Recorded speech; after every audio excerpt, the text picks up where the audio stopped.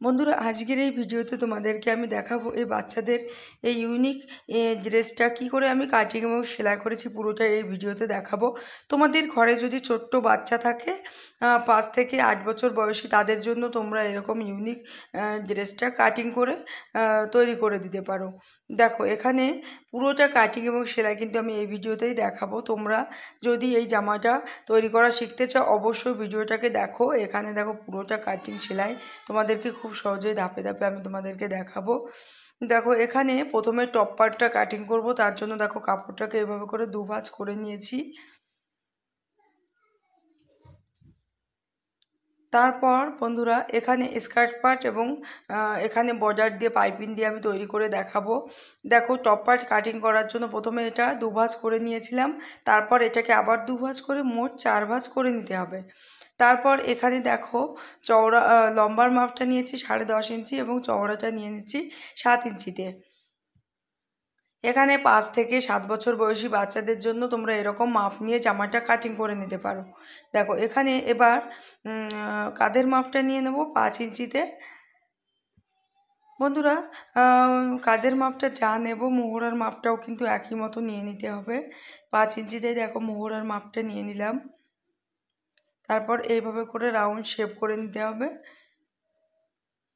এবার নিচে এইভাবে করে একটুখানি তেসরা করে দাগটাকে দিয়ে নিতে হবে। এবার বন্ধুরা দেখো গলার মাপটা নিয়ে নেব। গলার জন্য এখানে 2 ইঞ্চি মতো নিয়ে নিচ্ছি। যেহেতু এটা বাচ্চাদের জামা কাটিং করছি তার জন্য গলার মাপটা একটু কম নিতে হবে এবং গলার সামনে পেছনে কিন্তু একই মাপ রাখবো, তার জন্য 3 ইঞ্চি নিয়ে নিলাম। এই গলাটা কিন্তু যেহেতু একটা সাইডে আমি কাটা করব তার জন্য গলার মাপটা একটু বন্ধুরা কম দিতে হবে। দেখো এখানে 3 ইঞ্চি মতো এভাবে করে নিয়ে এবার এটাকে ভালো করে কেটে নিচ্ছি। দেখো এটাকে ভালো করে কেটে নিলাম। এবার নিচে যে মার্জিনটা দিয়ে রেখেছিলাম এটাকেও ভালো করে কেটে নেব। বন্ধুরা এখানে পুরো ভিডিওতে আমি তোমাদেরকে পার্ট পার্ট কী করে কাটিং এবং সেলাই করতে হয় পুরোটাই দেখাবো। ভিডিওটাকে তোমরা কিন্তু স্কিপ করে দেখলে তোমরা বুঝতে পারবে না ঠিকঠাক, এর জন্য তোমরা ভিডিওটাকে একটু মনোযোগ দিয়ে দেখো। আমি কিন্তু এখানে খুব সহজে ধাপে ধাপে তোমাদেরকে দেখাবো। দেখো এখানে কিন্তু জামাটার একটা সাইড কিন্তু হাতাটা কাট হবে। দেখো এখানে একটা সাইডটাকে কেটে দিচ্ছি এইভাবে করে। দুটো পার্ট কিন্তু একসাথে করে ধরেছি, সামনে পেছনের গলা একই রকমের হবে, এর জন্য দুটো পার্ট একই সাথে করে ধরে তোমরা কেটে নেবে। এবং এখানে দেখো এই অংশটাকে দিয়েই আমি কিন্তু এখানে সাইডের ফিতেটাকে তৈরি করব। দেখো এখানে সেলাইয়ের পরে একটুখানি কম পড়বে, তার জন্য এক্সট্রা আর একটু অন্য জায়গা থেকে নিয়ে নিচ্ছি। দেখো এটাকে এই মাপে করে কেটে নিলাম। বন্ধুরা এটার মধ্যে আমি ইলাস্টিক দিয়ে তৈরি করব, তাহলে কাঁধটা কখনোই পড়ে যাওয়ার সম্ভাবনা থাকবে না। দেখো এইভাবে করে ভাঁজ করে এটাকে কিন্তু সেলাই করে নিতে হবে। দেখো এখানে এইভাবে করে মাপটা প্রথমে দিয়ে রাখলাম।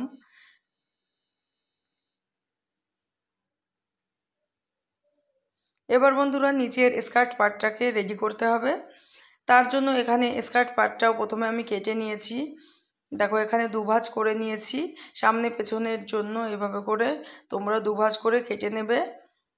দেখো স্কার্ট পার্টটার সামনে দুভাঁজ করে নিয়েছি, এটার চওড়া নিয়ে নেব এবং লম্বার মাপটা তোমাদেরকে দেখাবো।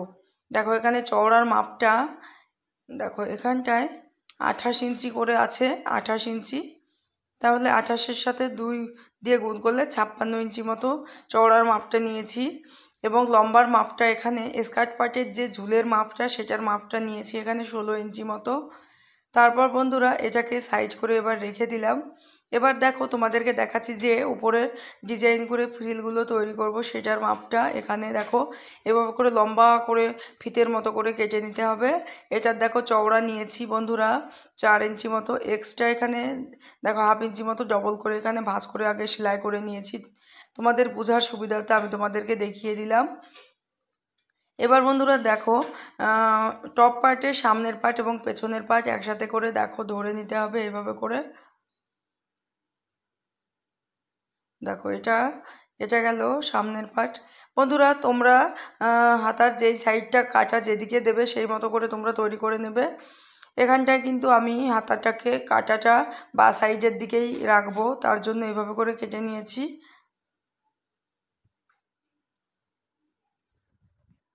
এবার দেখো এখানে যে ফিতের মতো করে লম্বা করে কাপড়ের টুকরোটাকে কেটে নিয়েছিলাম, এটাকে এইভাবে করে এখানে ফ্রিল তৈরি করে এই সাইড দিয়ে বসিয়ে নিতে হবে। দেখো এইভাবে করে ফ্রিলটাকে তৈরি করে এই এই অংশটা দিয়ে এটাকে বসিয়ে নিতে হবে। দেখো এটাকে প্রথমে এই অংশটার সাথে সেলাই করে নিলাম, গলাটার সাথে এটাকে ভালো করে সেলাই করে নিতে হবে। তারপরে বন্ধুরা দেখো এটাকে প্রথমে উল্টে এভাবে করে ধরলাম দুটো পার্ট, তাহলে ভালোভাবে দেখা যাবে। এবার দেখো এখানে তেসরা করে দেখো পাইপিনের জন্য টুকরো কাপড়টা আমি প্রথমে কেটে জোড়া লাগিয়ে নিয়েছি। তারপর এটাকে দেখো ডবল করে ভাঁজ করে নিয়ে প্রথমে এটার কিনারা দিয়ে এভাবে করে সেলাই করে নিতে হবে। দেখো এইভাবে করে এটাকে সেলাই করে নিতে হবে এবং এইভাবে করে সেলাই করার পরে তারপর এটাকে ঘুরিয়ে পেছন নিচের দিকে করে সেলাই করতে হবে এবং এই সাইডটায়ও একই নিয়মে আমি বর্ডারটাকে তৈরি করে নেব। দেখো এই সাইডটায় প্রথমে ডবল ভাঁজ করে কিনারা দিয়ে প্রথমে বর্ডারটাকে সেলাই করে নেবে। দেখো এটাকে আমি সেলাই করে নিয়েছি। বন্ধুরা এটা যেহেতু রাউন্ড অংশ, দেখো গলাটা কিন্তু রাউন্ড হয়, তার জন্য এখানে তোমরা ছোট্ট ছোট্ট করে কাট লাগিয়ে দেবে। এটা লাগিয়ে দিলে দেখবে যখন পাইপিংটা তৈরি করবে এটা কিন্তু ফিনিশিংয়ের সাথে তৈরি হবে। দেখো এখানে প্রত্যেক জায়গায় ছোট্ট ছোট্ট করে কাট লাগিয়ে দিলাম। তারপর এটাকে ঘুরিয়ে নিয়ে এবার চাপ সেলাই দিয়ে দেব। দেখো এটাকে ঘুরিয়ে নিয়েছি, এবার সরু করে দেখো পাইপিংটা তৈরি হচ্ছে। এখানে বন্ধুরা 2.5 ইঞ্চি এই পাশ থেকে যে ফিতেটা লাগাবো সেটার পয়েন্টটা আগে করে নেব। দেখো এটা কিন্তু মাপ নিয়েছি 2.5 ইঞ্চি এই পাশে এবং তারপরে 1 ইঞ্চি মতো এই পাশ থেকে মাপটা নিয়েছি ফিতেটা বসানোর জন্য। এবার এই পাশেও কিন্তু বন্ধুরা একই রকমের মাপ নিতে হবে। এখানটায় দেখো 2.5 ইঞ্চি মতো এই পাশ থেকে মাপটা নিয়েছি এবং এখানটায় 1 ইঞ্চি এই পাশে মাপটা নিয়ে নিলাম। এবার পাইপিংটা যখন সেলাই করব ফিতেটাকেও একইভাবে একসাথেই বসিয়ে নেব, তার জন্য আগে ফিতেটা প্রথমে উল্টো দিকে সেলাই করে নিয়েছি। এবার একটা সেফটি পিনের সাহায্যে এটাকে ভালো করে ঘুরিয়ে সদর করে নেব। এবার দেখো এটাকে দেখো এভাবে করে সদর করে নিচ্ছি।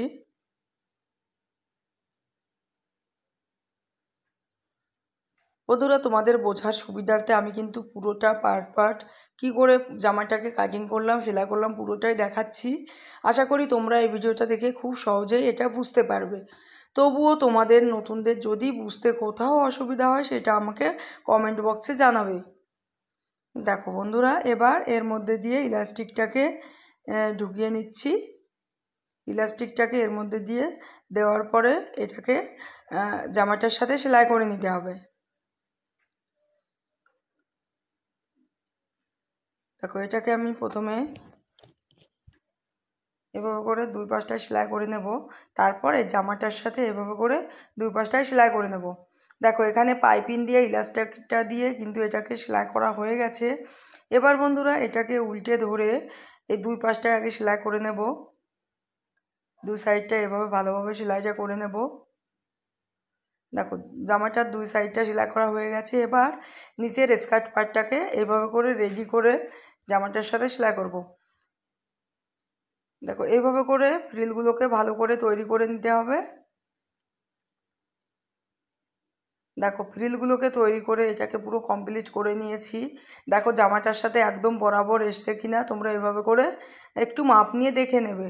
দেখো এটা আমার বরাবর এসছে। এবার বন্ধুরা দেখো এখানে টপ পার্ট এবং স্কার্ট পার্টের মাঝে একটা বর্ডার দেব, তার জন্য এটাকে এইভাবে করে প্রথমে 4-5টায় বসিয়ে সেলাই করে নিতে হবে বর্ডারটাকে।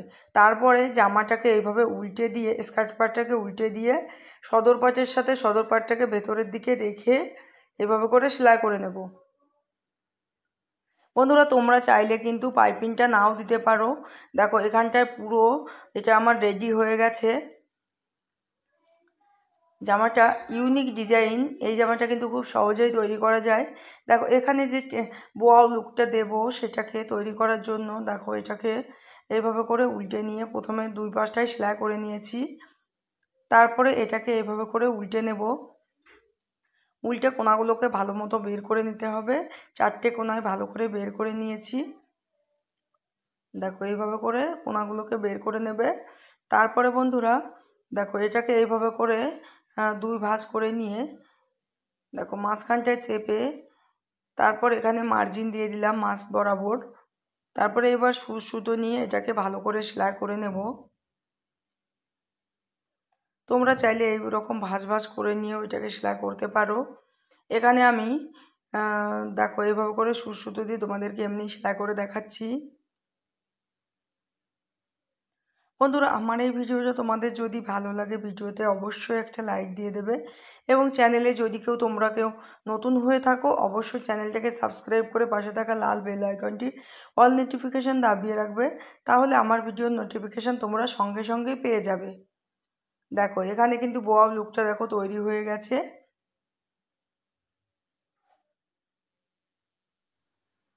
বন্ধুরা দেখো এবার এখানে মাঝখানে ছোট্ট করে একটা ফিতে এইভাবে করে ভাঁজ করে নিয়ে এই সেলাইটাকে ঢেকে দেব। দেখো এইভাবে করে ঢেকে দিচ্ছি।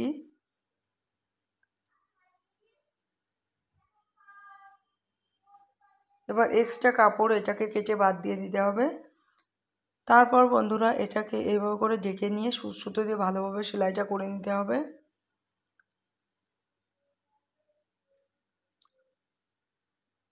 তারপর এটাকে দেখো এই সাইডটায় এভাবে করে বসিয়ে দেব, তাহলেই বন্ধুরা জামাটা পুরোটা কমপ্লিট হয়ে যাবে।